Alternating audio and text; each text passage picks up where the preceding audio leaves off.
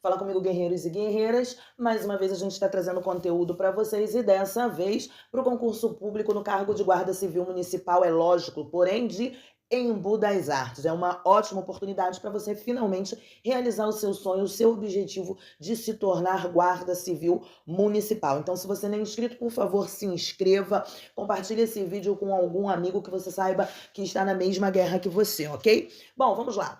Dentro do cronograma de Embu das Artes, a banca está pedindo aí para você noções de direito penal, né? E dentre essas noções, quer que você tenha conhecimento de como funciona a aplicação da lei penal. Então, inicialmente, seria bacana e importante que a gente tenha um fundamento, uma base do direito penal. Então, nada melhor do que começar aí pelo artigo 1º, né? O artigo 1º, galera, ele vai falar sobre a anterioridade da lei. Então ele versa que não há crime sem lei anterior que o defina e não há pena sem prévia cominação legal. Então o que seria isso?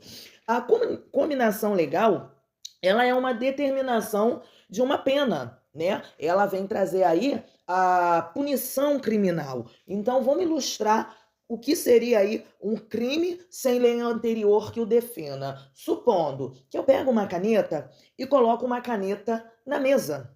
E aí eu não vou ter que cumprir uma pena. Eu não posso ser punida criminalmente se antes, tá ok? Não foi definido que colocar uma caneta na mesa seja crime. Então é isso que o legislador está dizendo, que não há crime se antes não foi definido que aquele ato, que aquela ação seja crime, ok? Então não há crime sem lei anterior que o defina e não há pena sem prévia cominação legal, ou seja, não vai haver uma punição criminal se previamente, né, não foi ali determinado. Tranquilo até aí, galera?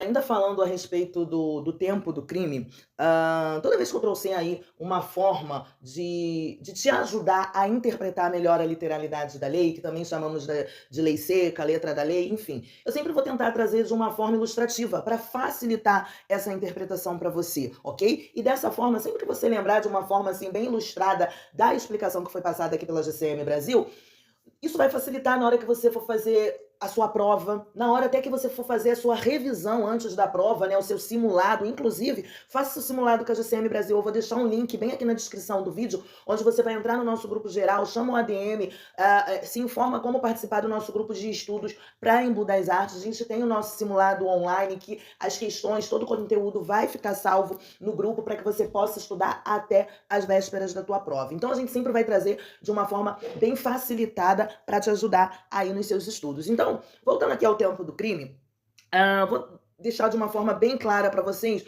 como quando fala ali no artigo 4º. O legislador ele traz no artigo 4º que considera-se praticado o crime no momento da ação ou da omissão, ainda que outro seja o momento do resultado. Então, o que o legislador está dizendo aí para você? Primeira coisa que você precisa se atentar no artigo 4º. O examinador, a gente já sabe que ele trabalha com pegadinhas. Então, uma das pegadinhas que ele pode fazer aí com você é em relação a essa ação e omissão, ok?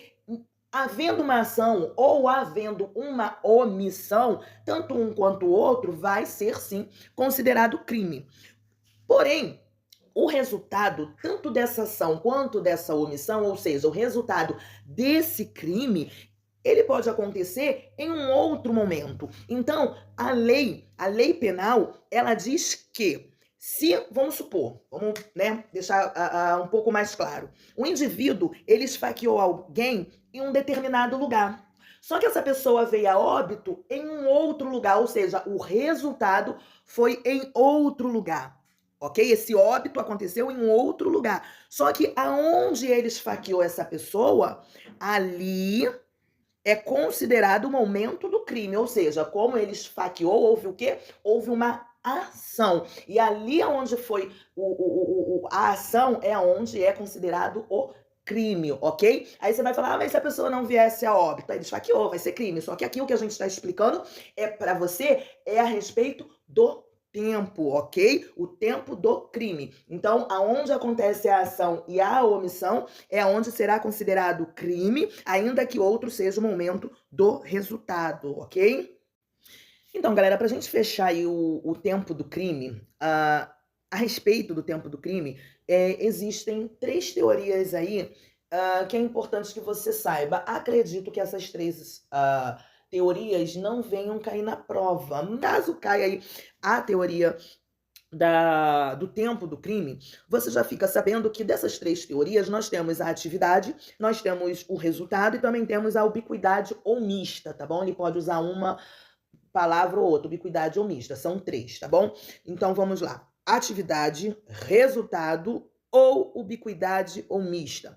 Quando a gente fala da atividade, o tempo do crime, ele vai consistir no momento em que ocorre a conduta criminosa. Então ali é onde ocorreu, naquele momento do crime, estamos falando da teoria da atividade.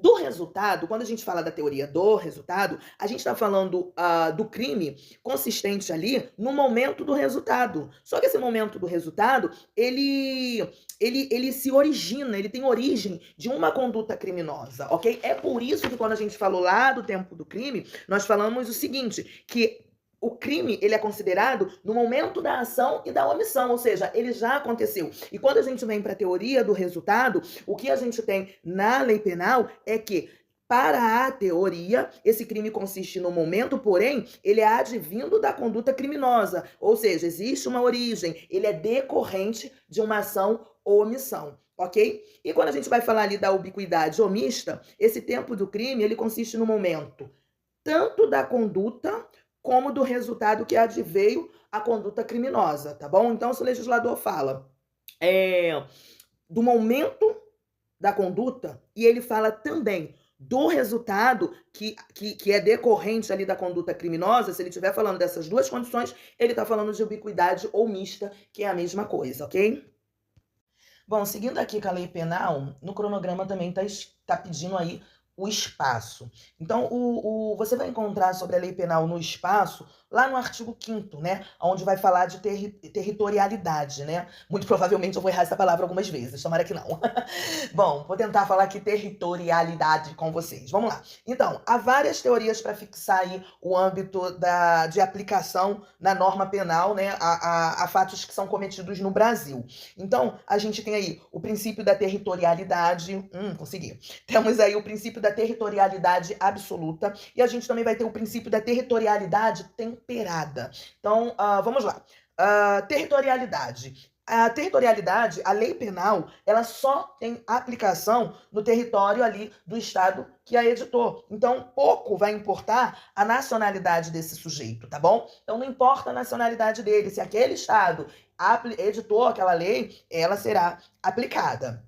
Ponto. A gente tem também o princípio da territorialidade absoluta. Essa territorialidade absoluta, só a lei nacional é aplicável a fatos no seu território, ok? Então, absoluta por quê? Porque só a lei que é nacional, só a lei brasileira que vai ser aplicada. Quando a gente fala da territorialidade temperada, a lei nacional, ela se aplica, tá bom, aos fatos que são praticados no seu território, mas, excepcionalmente, vai permitir também a aplicação da lei estrangeira, né? Aí vai estabelecer algum tratado, nesse caso, ou uma convenção ali internacional. Então, para você estudar um pouco mais a respeito desse princípio adotado, você pode ir lá no artigo 5º do Código Penal, né? A gente está numa videoaula onde eu não vou conseguir passar todo o conteúdo do direito penal, então estou passando para vocês algumas noções, que é exatamente o que o cronograma aí do edital de vocês tá pedindo aí, tá exigindo para essa prova. Quero deixar aqui para vocês também que eu acho importante, né? Como eu digo para vocês, a gente sempre vai ali no foco, a gente sempre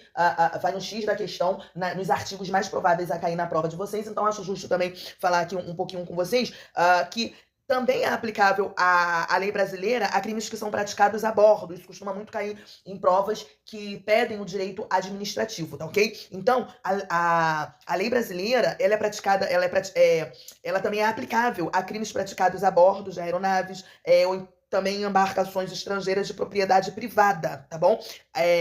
Aquelas em pouso no território nacional ou em voo que seja no espaço correspondente aqui ao Brasil, tá bom? E em porto ou mar que seja territorial do nosso país, ok? Então, faça essa anotação, é importante que você tenha essa interpretação muito clara. Te aconselho que você faça aí a leitura da literalidade da lei, que busque interpretação, não tente gravar, entenda o que o legislador está passando para que na sua prova você não apenas seja aprovado, mas que você venha se classificar e se tornar um guarda civil municipal de Embu das Artes, tá bom? E também quero te convidar a participar do nosso grupo de estudos para Embu das Artes. A gente vai estar estudando junto, aplicando algumas questões para vocês, que vão ficar salvas até a véspera da sua prova. O link tá aqui na descrição do vídeo, só clicar e chamar um ADM, ok? Vamos seguindo aí, galera.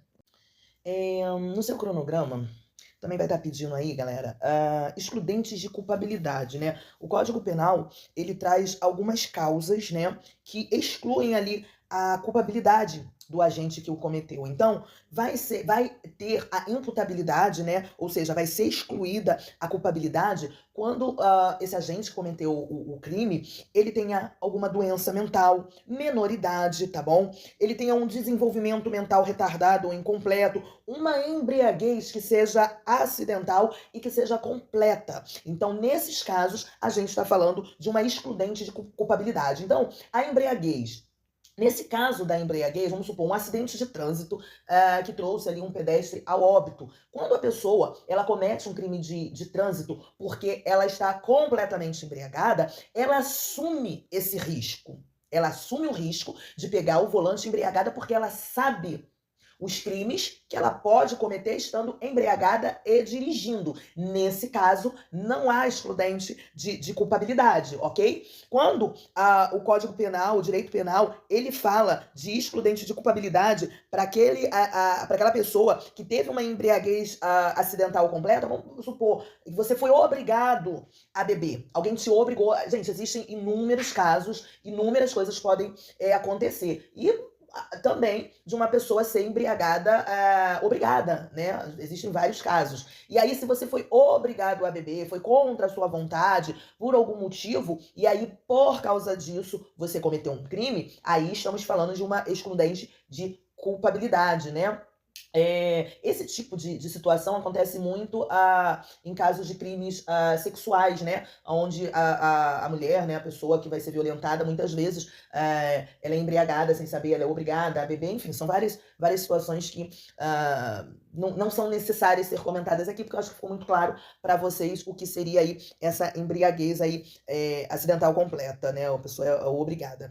Outra condição também é a inexigibilidade de conduta diversa, ou seja, vai haver excludente de culpabilidade se estivermos falando aí de uma coação moral que seja irresistível. Também, obediência hierárquica a uma ordem manifestamente ilegal. Então, quando a gente fala de coação moral irresistível, vamos supor aí, deixa eu ver, um sequestrador, né? A pessoa tá ali com um sequestrador e esse sequestrador obriga ela a cometer um crime. Ele obriga ela a cometer um crime. Nesse caso, a vítima ela vai ter uma excludente de culpabilidade. Um outro exemplo, vamos supor, um outro exemplo aí uma mãe que está com a sua filha sequestrada, e aí o sequestrador liga para essa mãe e fala: olha, faça tal coisa, senão eu vou matar a sua filha. E essa tal coisa é um crime. O que está acontecendo aí? Uma coação moral irresistível. Estamos diante de uma excludente de culpabilidade. Quando se fala a respeito de uma obediência hierárquica à ordem manifestamente ilegal, ordem absurda não se cumpre, galera. Se vocês ainda não ouviram isso, quando vocês se tornarem guarda civil municipal, vocês vão ouvir e voltem aqui para me contar. Ordem absurda não se cumpre. E o que a lei penal ela traz? Que uma obediência hierárquica que seja manifestamente ilegal, a pessoa que foi obrigada, tá, a cumprir uma ordem do seu superior, tá? A gente não está falando somente no âmbito da segurança pública, mas se ela foi obrigada a cumprir uma ordem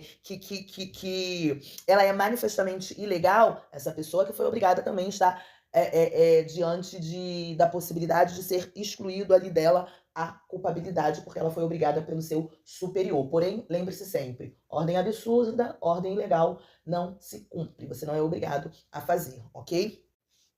Bom, galera, então tivemos aí noções, né, do direito penal com a aplicação da lei penal que está sendo pedido no seu cronograma de estudos para o concurso público no cargo de Guarda Civil Municipal. Eu espero que o nosso canal tenha agregado aí nos seus estudos, que você venha realizar o seu sonho, o seu objetivo de se tornar servidor público, né, no âmbito da segurança pública. Se esse vídeo acrescentou nos seus estudos, faz um comentário aí pra gente, clica aqui no link que eu vou deixar na descrição dessa videoaula e vem participar do nosso simulado, vem fazer parte aí do nosso grupo de estudos para Embu das Artes, tá ok? Eu te desejo uma ótima prova, que você não somente venha passar nesse concurso, mas que você venha se classificar e tomar posse do que é seu, tá ok? Deus te abençoe, força e honra.